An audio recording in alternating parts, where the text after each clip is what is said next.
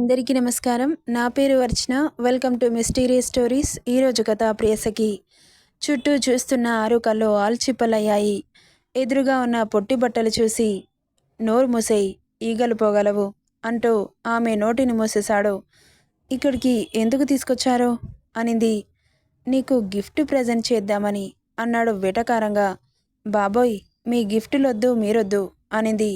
అయితే ఓకే పద అంటూ ఇంకా లోపలికి తీసుకెళ్ళి అక్కడున్న సేల్స్ గర్ల్తో మాట్లాడి 10 టైప్స్ ఆఫ్ డ్రెస్సెస్ని తీసుకొని ఆరు మీదకి విసిరి ట్రయల్ చేసిరాపో అన్నాడు. ఏంటి ట్రయల్ చేసేది? అస్సలొద్దు, ఇవసలు డ్రెస్సెసేనా? నన్నెక్కువ విసిగించావనుకో ఇక్కడే ముద్దు పెట్టేస్తా పబ్లిక్లో. అతని మాటకి గుడ్లు పెద్దవి చేసి చూస్తూ ఉంది. ఆరు చూసింది చాలు కానీ పో అన్నాడు బేస్ వాయిస్లో.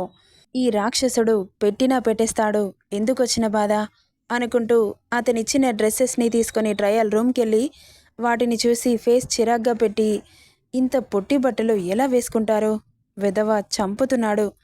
వాటిని ఓపెన్ చేసి మిర్రర్ ముందు పెట్టగానే, బాబోయ్ ఏంటివి ఇంత చిన్నగా ఉన్నాయి, అసలు ఏమనుకుంటున్నాడు, నేను వాడికి ఎలా కనబడుతున్నాను అని తిట్టుకుంటూ వాటిని వేసుకోకుండానే బయటకొచ్చింది విసురుగా. అక్కడే ఉన్న హర్షిత్ ఆమెను చూసి నొసలు చిట్లిస్తూ ఆమెను వాల్కి లాక్ చేసి ఎందుకేసుకోలేదు అని కళ్ళు ఉరిమి చూస్తూ అన్నాడు. నేను వేసుకోను. వేసుకోకపోతే చెప్పానుగా పబ్లిక్లో ముద్దు పెట్టేస్తా అని. ఏంటి బ్లాక్మెయిల్ చేస్తున్నావా? నువ్వు ఎలాగైనా అనుకో, నేను చెప్పింది చేయాలి అంతే. మీరు చెప్పింది నేను ఎందుకు చేస్తాను? అసలు నన్ను శాసించడానికి మీరెవరు? నేను ఎవరినా? నేనెవరినో చెప్పనా? చెప్పు అనింది క్షణం ఆలస్యం చేయకుండా. నేను నీ కేర్ ఆఫ్ అడ్రస్ని, I am the owner of your whole body అంటున్న అతన్ని గుడ్లు ఉరిమి చూస్తూ గోడకి లాక్ చేసిన చేతులని విసిరి కొట్టింది. ఏంటి నీ బాడీ? నువ్వేమైనా నన్ను కన్నావా? నాకు ప్రాణం పోసావా నా మీద హక్కు ఉండడానికి అంటున్న ఆరు బుగ్గలు హర్షిత్ చేతిలో చిక్కగా. ఏంటే నోరు లెగుస్తుంది అంటూ గట్టిగా ప్రెస్ చేస్తుంటే నొప్పికి అమ్మ అనింది ఆరు. డోంట్ షౌట్, ఇప్పుడు వేసుకొని రాలేదనుకో అనగానే, హా వేసుకోకపోతే ఏం చేస్తావు అంటున్న ఆమెని కన్నింగా చూస్తూ ఆమెని వదిలి పైనుండి కింది వరకు స్కాన్ చేస్తూ, ఏం చేస్తానంటే నా చేతులతో నీకు డ్రెస్ వేస్తాను అంటూ ఆమె చిట్టి నడుముని గట్టిగా ప్రెస్ చేసి వెళ్ళిపోయాడు. అని నొప్పికి నొక్కిన నడుముని రుద్దుకుంటూ శాడిస్ట్ విధవా అని తిట్టుకుంటూ ఆ డ్రెస్ని ఎలా వేసుకోవాలి ఆమెకు అస్సలు అర్థం కావట్లేదు. ఛీ, ఈ డ్రెస్ని ఎలా వేసుకుంటారు?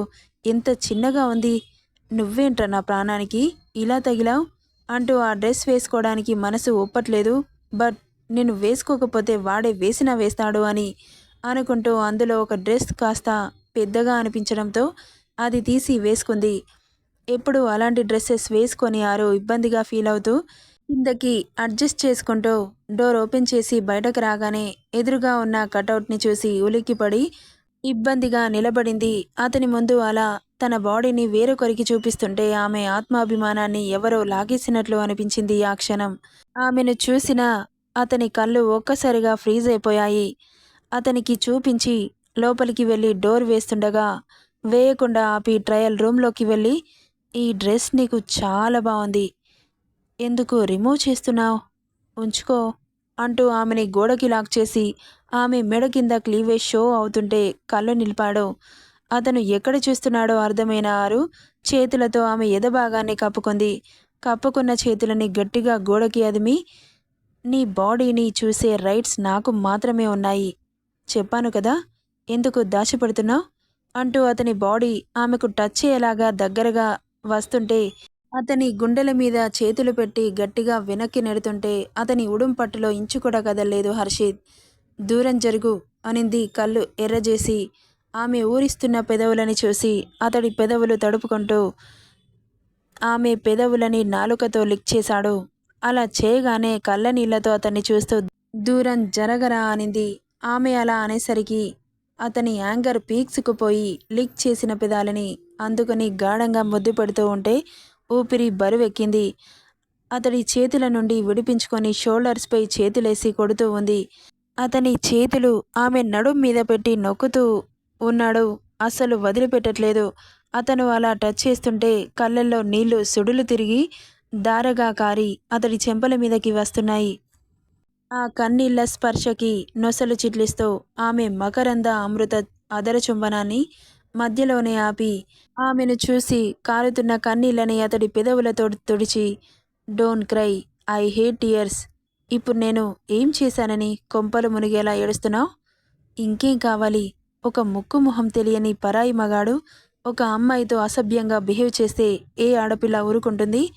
ఆమెకంటూ సెల్ఫ్ రెస్పెక్ట్, క్యారెక్టర్ ఉంటుంది కదా. వాటన్నింటినీ నువ్వు చంపేసి నన్ను ముట్టుకుంటున్నావు. నీ చెల్లినో అక్కనో ఇలా చేస్తే ఊరుకుంటావా? అనగానే పిడికిలి బిగుసుకొని చేతి వీన్స్ పైకి తేలాయి. ఇదిగో, నీకెంత కోపం వస్తుందో నాకు కూడా నీ మీద అంతే కోపం వస్తుంది. I hate you. ఛీ, నిన్ను చూస్తుంటేనే అంటున్న ఆమె మాటలని బయటకు రాకుండా నోట్లోనే ఆపేస్తూ పెదవులని మూసేశాడు. మళ్ళీ ఈసారి ఎంత గింజుకున్నా వదల్లేదు. కసిగా ఆమె పెదవులని బైట్ చేసి, ఇంకొకసారి నా ఫ్యామిలీ గురించి నీ నోట్లోకి వచ్చినా, నన్ను పరాయివాడు అని అన్నా ఇంతకంటే ఎక్కువ పనిష్మెంట్ ఇవ్వాల్సి వస్తుంది.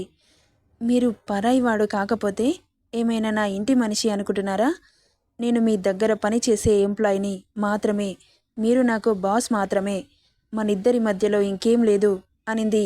అంతే తగ్గకుండా ఆమె మాటలకి బాబు టెంపర్ రేజ్ అయ్యి ఆమె పీక పట్టి ప్రెస్ చేస్తూ, నువ్వు నా దగ్గర ఎంప్లాయీవి కాదు, నా పర్సనల్, నా బెడ్ షేర్ చేసుకునే అమ్మాయివి నువ్వే. ఇంకా చెప్పాలంటే నా బాడీ పార్టులో నువ్వొక మెయిన్ పార్ట్ అన్నాడు చాలా ఇంటెన్స్డ్గా. అతను అన్న లాస్ట్ వర్డ్కి కళ్ళు పెద్దవి చేసి షాకింగ్గా చూస్తూ, మీలో మెయిన్ పార్ట్ని అంటే అనింది విచిత్రంగా చూస్తూ. నీకు చెప్పినా అర్థం కాదు, పద అన్నాడు. ఎక్కడికి? ఆఫీస్కి రావా? ఇక్కడే ఉంటావా? ఓకే, ఇక్కడ చాలా కంఫర్ట్గా ఉంది అంటూ ఆమెను మొత్తంగా స్కాన్ చేస్తుంటే ఇబ్బందిగా ఫీల్ అవుతూ అటువైపు తిరిగి ఆమె చున్నీ మీద వేసుకొని, అసలు ఏమనుకుంటున్నారు సార్? నాకు బాస్ అయినంత మాత్రాన మీరు ఏది చెబితే అది చేస్తానని ఎలా అనుకుంటున్నారు? నేను ఈ డ్రెస్ వేసుకొని బయటకొస్తానని ఎలా అనుకున్నారు? ఈ డ్రెస్లో బయటకి రాను నేను అనింది కన్నీళ్లతో. మీరొక ఆడపిల్లని ఇంత చీప్గా లోకం ముందు చూపించడానికి మీకు రైట్స్ ఎవరిచ్చారు? నా బాడీ నా ఇష్టం, నాకు నచ్చింది నేను వేసుకుంటాను. మధ్యలో మీ పెత్తనమేంటి? ఇలా బాడీ షో చేసుకుంటూ ఊరి మీద పడి తిరగమంటారా? నా షేప్స్ వేరే మగాడు చూసి నా వెంటపడి నన్ను ఆశగా చూస్తుంటే మీకేంటి సంతోషం? అంటున్న ఆమె మాటలకి కోపంతో కళ్ళు ఎర్రగా మారి ఆమె మీదకి చెయ్యెత్తాడు. మీరు కొట్టినా చంపినా ఇదే నిజం. నేను తప్పుగా మాట్లాడానా? అనింది. ఆమె మాటలకి నొసలు ముడేసి, ఇవి వేసుకొని బయట తిరగమని కాదు చెప్పేది. అంత ఆశగా ఉందా తిరగాలని? కేవలం నువ్వు నాకు ఓకే చెప్పిన తర్వాత నా బెడ్రూమ్లో ఇవే వేసుకోవాలి. అండ్ వన్ మోర్ థింగ్, కెనడాలో బోర్డ్ మెంబర్స్తో మీటింగ్ ఉంది. అక్కడ ఇలాంటివే వేసుకోవాలి. సో అందుకే తీసుకున్నాను. ఎక్కువ చేయకుండా మోసుకొని పద అంటూ అందులో కొన్ని పెద్దగా ఉన్న డ్రెస్లని తీసి ప్యాక్ చేయమని బిల్ పే చేసి ఆమె చెయ్యి పట్టి బరబరా లాక్కొచ్చి కారులో కుదేశాడు. అంతా గట్టిగా పట్టుకునేసరికి రిస్ట్ దగ్గర కమిలిపోయి చాలా పెయిన్గా అనిపిస్తుంటే నొప్పికి కళ్ళ వెంట నీళ్లు చెంపల మీదకి జారిపోతుంటే ఆపుకుంటూ విండోలో తలదూర్చింది ఆరు. హర్షిత్ కార్ స్టార్ట్ చేసి ముందుకు పోనిచ్చాడు. నా జీవితం ఏంటి ఇలా అయిపోయింది? అసలు నేను ఏమనుకున్నాను? ఏం చేస్తున్నాను? ఎటు నుండి ఎటువైపు వెళ్తుంది? నేను జాబ్ చేస్తున్నానని సంతోషపడాలా లేక బాధపడాలా? జాబ్ లేనప్పుడైనా చాలా హ్యాపీగా ఉన్నాను కదా.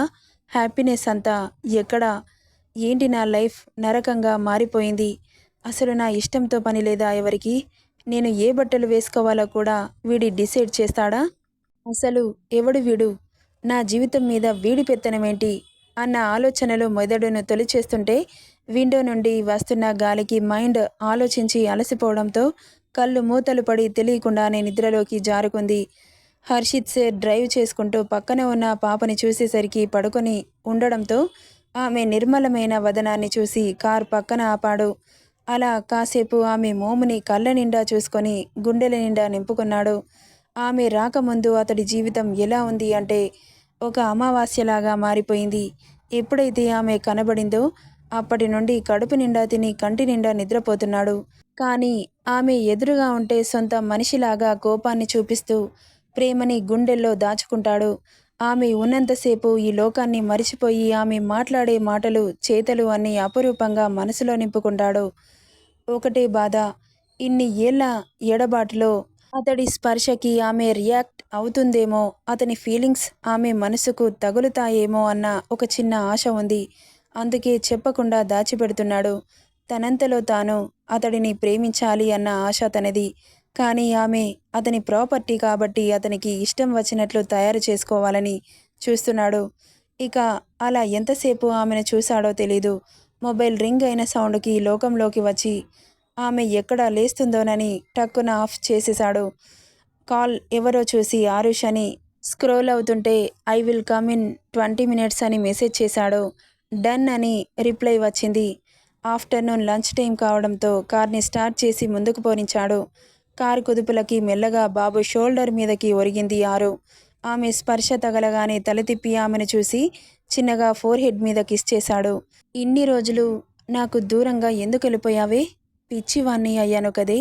నీకోసం ఒక మనిషిని ఇంతలా ఆకర్షిస్తుందని నిన్ను చూశాకే అర్థమైంది. నువ్వు తప్ప నా మనసుకు ఇంతవరకు ఎవరు ఎందుకు నచ్చలేదు. నాకైతే అర్థం కాదు. రాక్షసి, ఏం మాయ చేశావో నేనిలా తయారయ్యాను.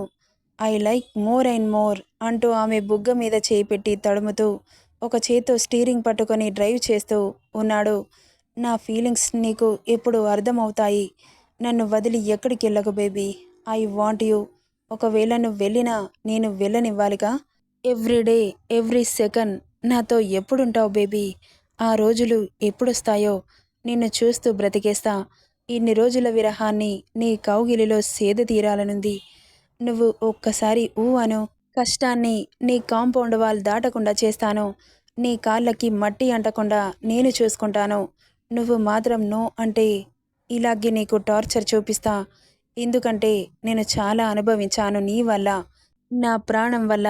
సో ఇంకా భరించడం నా వల్ల కాదు. నీ నుండి 1 సెకండ్ ఎడబాటుని కూడా నేను భరించలేను. సో నువ్వు నో అన్న ప్రతిసారి నీకు ఇలాగే చుక్కలు చూపిస్తా. నీ అంతలో నువ్వు నన్ను ఇష్టపడాలి. అలా ఇష్టపడితే ఎవ్రీ సెకండ్ నీకు స్వర్గాన్ని చూపిస్తా అని బుగ్గపై ముద్దు పెట్టగానే గరుకు గడ్డం తగిలి చిన్నగా కదిలింది. అబ్బా, ఇంత స్మూత్గా ఉన్నావే, దూది పింజలాగా అంటూ పడుకున్న ఆమెతో మూగగా మాట్లాడుకుంటూ ఉన్నాడు. నీ క్యారెక్టర్ ఏంటో మాకైతే అర్థం కావట్లేదురా. ఒక్కోసారి ఓకోలా బిహేవ్ చేస్తున్నావు. మాకు పిచ్చి పట్టేలా ఉంది.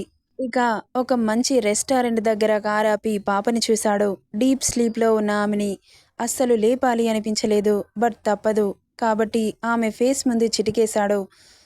ఆమె లైట్గా కదిలింది. హలో అంటూ మళ్ళీ చిటికేశాడు. అప్పుడు మెల్లగా కళ్ళు తెరిచి చూసి, అసలేంటి నువ్వు ఇంట్లో పడుకోవా? నా కారు ఎక్కగానే పడుకొని ఇలా నా మీద పడిపోతావు? నన్ను ముట్టుకోవాలని అంత ఆశగా ఉందా ఏంటి? ముట్టుకోవాలనుంది అని చెప్పొచ్చుగా, నేనే పట్టుకుంటాను. ఇలా నిద్ర సాకు చెప్పి ఎందుకు నా మీద పడిపోతావు? అంత శ్రమ అవసరం లేదు పాపా. నువ్వు ఓకే అంటే ఇప్పుడే రెడీ అన్నాడు ఐవింగ్ చేస్తూ. అతని మాటలకి ఎక్కడుందో చూసుకొని పక్కన ఆమె సీట్లోకి వెళ్ళి, చిచి, నిజంగా నేను నిద్రపోయాను. ఎవరైనా కావాలని మీద పడతారా? నువ్వు పడ్డావుగా అనగానే షార్పుగా ఓ చూపు చూస్తుంది. నీ చూపులకు ఎవడు భయపడడు కానీ కారు దిగో అన్నాడు. ఎక్కడికి? ఇంకా ఆఫీస్ రాలేదు కదా, ఇక్కడెందుకు ఆపారు? మెక్కవా? ఏం అవసరం లేదు. ఆకలిగా లేదు నాకు. మీకు ఆకలైతే వెళ్ళి తినండి అనింది తల పక్కకు తిప్పుకొని. ఇలా ఎక్కువ మాట్లాడి ఓవర్ యాక్షన్ చేశావనుకో, నాలో ఉన్న బీస్ట్ బయటకు వచ్చి నిన్ను ఏదేదో చేసేస్తాడు.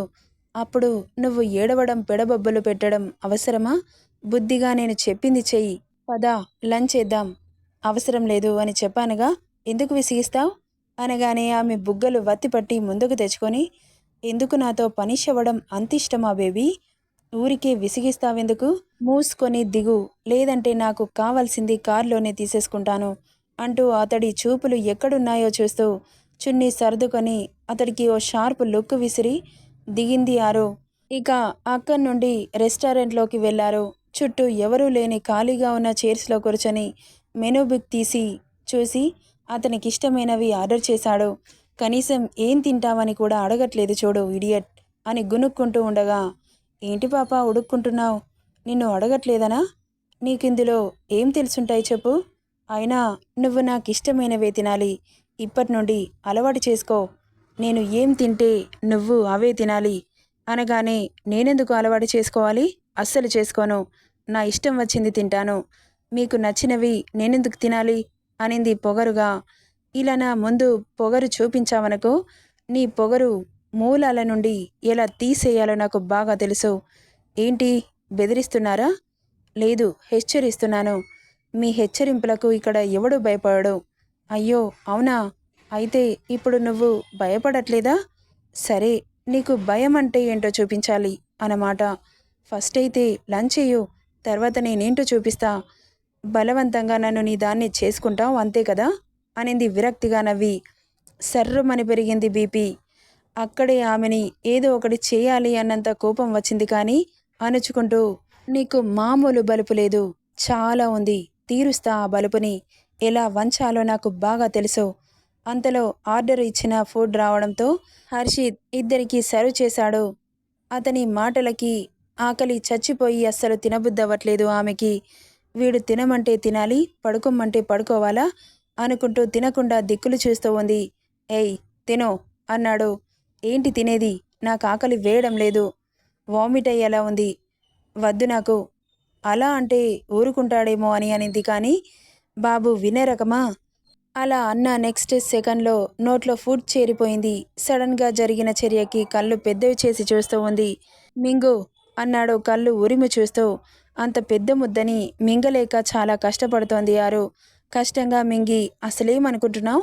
నాకు వద్దు అని చెప్పానుగా, ఎందుకిలా బలవంతం చేస్తున్నావు అంటున్న ఆమె మాట బయటకు రాకుండా ఇంకో ముద్ద చేరిపోతుంది నోట్లోకి. ఇక మాట్లాడిన ప్రతిసారి నోట్లో కుక్కుతూ ఉన్నాడు. రైస్ మొత్తం అయిపోగానే తను తినడం స్టార్ట్ చేశాడు. ఇప్పటి వరకు బాబు చేతితో తినిపించాడు. నోట్ చేసుకోండి, చేతితో తినిపించాడు. తను అదే చేతితో తింటున్నాడు. చంపేస్తావా నన్ను? లేదు, బ్రతికిస్తాను అన్నాడు ఫుడ్ ప్లేట్లోకి చూస్తూ. వీడి శాడిజానికి బుర్ర గిర్రున తిరిగింది ఆమెకి. ఇకేం మాట్లాడాలి అర్థం కాక మౌనమే మంచిది అని సైలెంట్ అయిపోయింది. నెక్స్ట్ పార్ట్లో ఏం జరుగుతుందో చూద్దాం. ఈ స్టోరీ ఎలా ఉందో కామెంట్ చేయండి guys. Thank you for listening.